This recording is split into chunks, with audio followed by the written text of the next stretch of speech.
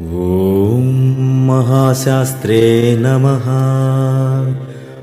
ॐ शिल्पशास्त्रे नमः। ॐ लोकशास्त्रे नमः।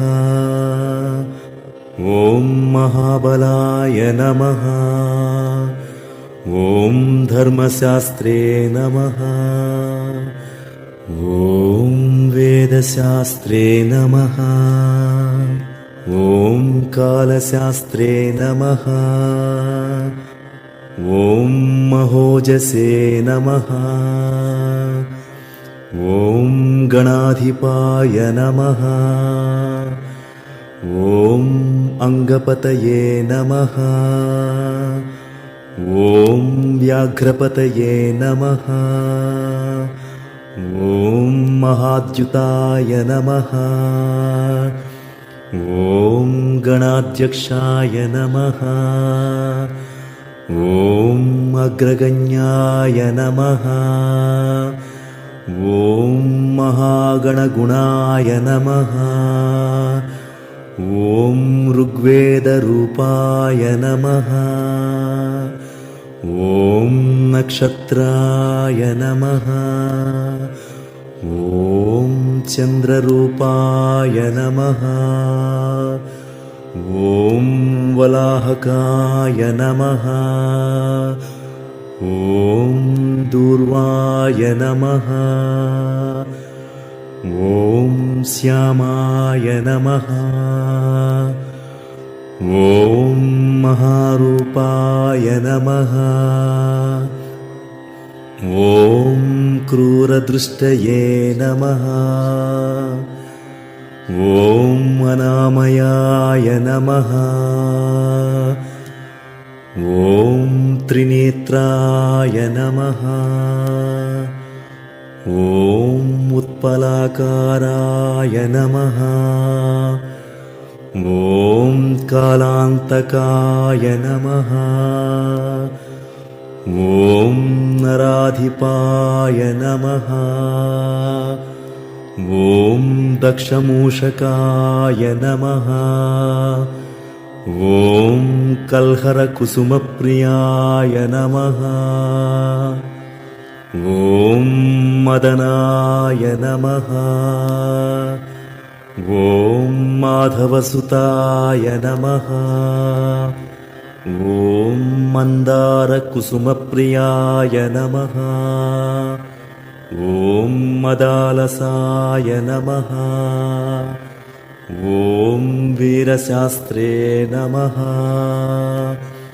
ॐ महासर्पभूषणाय नमः। ॐ महासूराय नमः। ॐ महाधीराय नमः। ॐ महापापविनाशकाय नमः। ॐ मसिहस्ताय नमः। ॐ शशिधराय नमः। ॐ हालाहलधरसुताय नमः। ॐ अग्निनयनाय नमः। ॐ अर्जुनपते नमः। ॐ अनङ्गमदनातुरायै नमः। ॐ दुष्टग्रहाधिपाय नमः। ॐ शास्त्रे नमः। ॐ शिष्टरक्षणदीक्षिताय नमः। ॐ राजराजार्चिताय नमः। ॐ राजशेखराय नमः। ॐ राजसोत्तमाय नमः। ॐ मञ्जुलेशाय नमः। ॐ वररुचये नमः। ॐ वरदाय नमः। ॐ वायुवाहनाय नमः। ॐ वज्राङ्गाय नमः। ॐ विष्णुपुत्राय नमः। ॐ खड्गपाणये नमः। ॐ बलोद्यताय नमः। ॐ त्रिलोकज्ञानाय नमः। ॐ अतिबलाय नमः। ॐ कस्तूरितिलकाञ्चिताय नमः। ॐ पुष्कलाय नमः। ॐ पूर्णधवलाय नमः। ॐ पूर्णकेशाय नमः। ॐ कृपालयाय नमः। ॐ वनजनाधिपाय नमः। ॐ पाशहस्ताय नमः। ॐ भयापहाय नमः। ॐ बकाररूपाय नमः। ॐ पापघ्नाय नमः।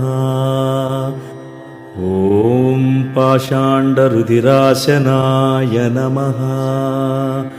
ॐ पञ्चपाण्डवसंरक्षकाय नमः। ॐ परपापविनाशकाय नमः। ॐ पञ्चवक्त्रकुमाराय नमः। ॐ पञ्चाक्षरपरायणाय नमः। ॐ पण्डिताय नमः। ॐ श्रीधरसुताय नमः। ॐ न्यायाय नमः। ॐ कवचिने नमः। ॐ करीणामधिपाय नमः। ॐ काण्डायजुषे नमः। ॐ तर्पणप्रियाय नमः। ॐ श्यामरूपाय नमः। ॐ वन्यधान्याय नमः। ॐ सत्यन्तापविनाशकाय नमः।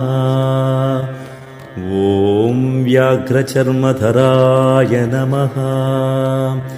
ॐ शूलिने नमः। ॐ कृपाणाय नमः। ॐ वेणुवदनाय नमः। ॐ कम्बुकण्ठाय नमः। ॐ कळरवाय नमः। ॐ कळरवाय नमः। ॐ किरीटादिविभूषिताय नमः। ॐ दुर्जटिने नमः। ॐ वीरनिलयाय नमः। ॐ वीराय नमः। ॐ वीरेन्द्रवन्दिताय नमः। ॐ विश्वरूपाय नमः। ॐ वीरपतये नमः। ॐ विविधार्थफलप्रदाय नमः। ॐ महारूपाय नमः। ॐ चतुर्बाहवे नमः। ॐ परपाशविमोचकाय नमः। ॐ नागकुण्डलधराय नमः। ॐ किरीटाय नमः। ॐ जटाधराय नमः। ॐ नागालङ्कारसंयुक्ताय नमः। ॐ नानारत्नविभूषिताय नमः। इति श्रीपूर्णपुष्कलाम्बा समेत श्रीहरिहरपुत्र अष्टोत्तरशतनामावलिः।